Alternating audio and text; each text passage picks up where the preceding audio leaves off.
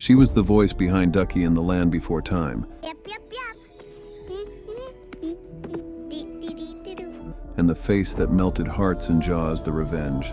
A child star destined for greatness, until her light was stolen far too soon. Oh, please. We don't know what to do with them anymore. Behind the laughter and bright eyes was a home filled with fear, a father's rage, a mother's desperation, and a tragedy no one stopped in time.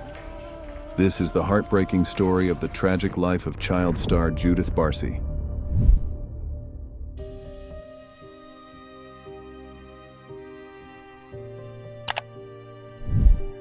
From the moment she could talk, Judith Barsi seemed destined to perform. Born in Los Angeles on June 6, 1978, she was the only child of Hungarian immigrants Maria and Josef Barsi, who had each come to America searching for a better life. By the age of 5, Judith's natural charisma and camera-ready smile caught the attention of casting agents. What began as a few commercials quickly became a steady stream of work. Cagney and Lacey, Growing Pains, St. Elsewhere, Cheers, The Love Boat. Her name was suddenly everywhere. She had that rare mix of innocence and emotional depth directors dream of. In 1984, her breakout came in Fatal Vision, an NBC miniseries based on a true crime that shocked the nation. Judith played Kimberly McDonald, a young girl murdered by her own father, a role that, in hindsight, feels unbearably prophetic. Critics praised her performance, noting a maturity far beyond her years. Offset, Judith was still just a child. She loved skating, stuffed animals, and making her mother laugh. But the line between fiction and fate was already forming, one that would turn her promising career into one of Hollywood's darkest tragedies.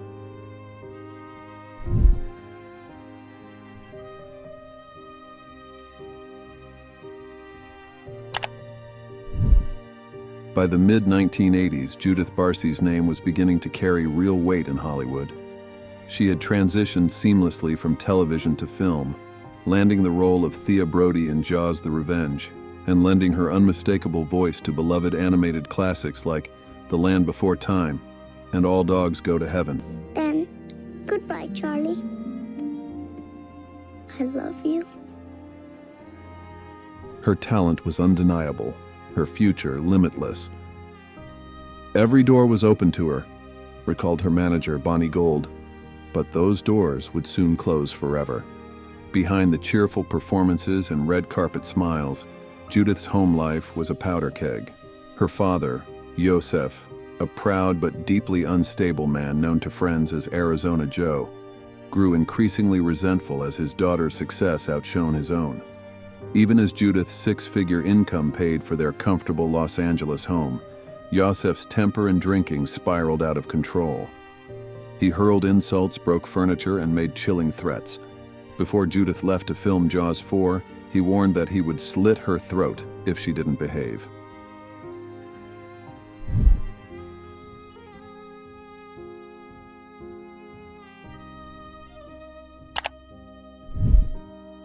By 1988, the tension inside the Barsi home had reached a terrifying breaking point.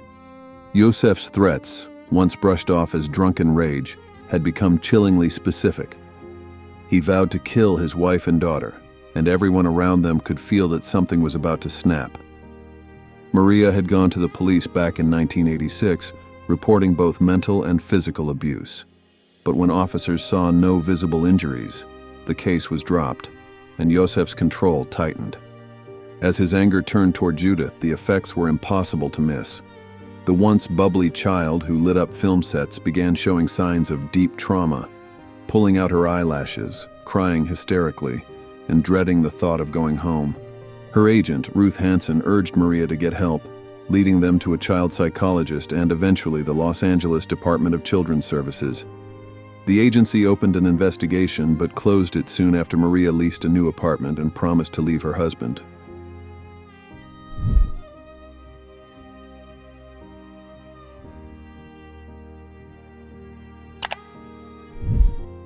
When the flames finally died down, what emerged from the wreckage of the Barsi home was almost too horrific to believe. Firefighters stepping through the charred remains found 10-year-old Judith lying in her bed, the same room where she once practiced her lines and dreamed about her next big role. She had been shot in the head before her body was set on fire. Down the hall, her mother, Maria, was found with a similar gunshot wound, her body drenched in gasoline. In the garage, police discovered the final piece of the tragedy: Judith's father, Judith Barsi, dead from a self-inflicted gunshot wound beside a half-empty gas can and a .32 caliber pistol. Investigators quickly pieced together the timeline. He had murdered his wife and daughter before setting their home ablaze and turning the gun on himself. Neighbors later said they'd always feared this moment. Yosef had made threats for years, his jealousy and rage worsening as Judith's fame grew. The fire was his final act of control, destroying the very family he claimed to love.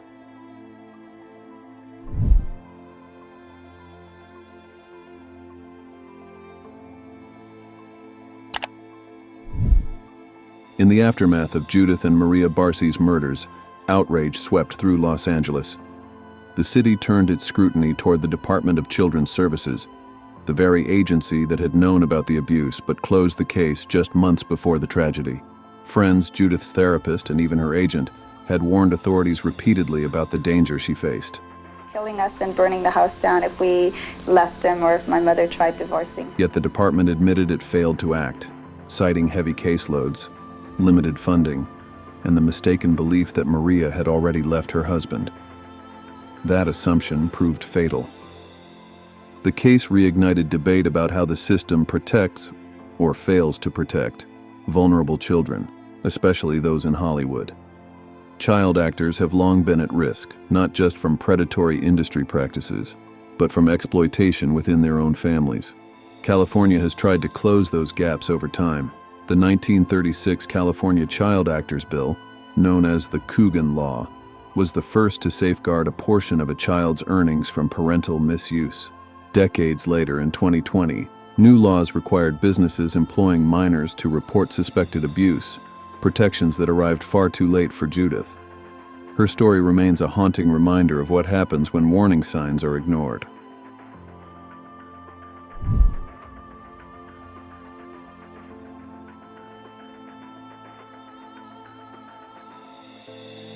She had the talent, the charm, and the promise of a brilliant future.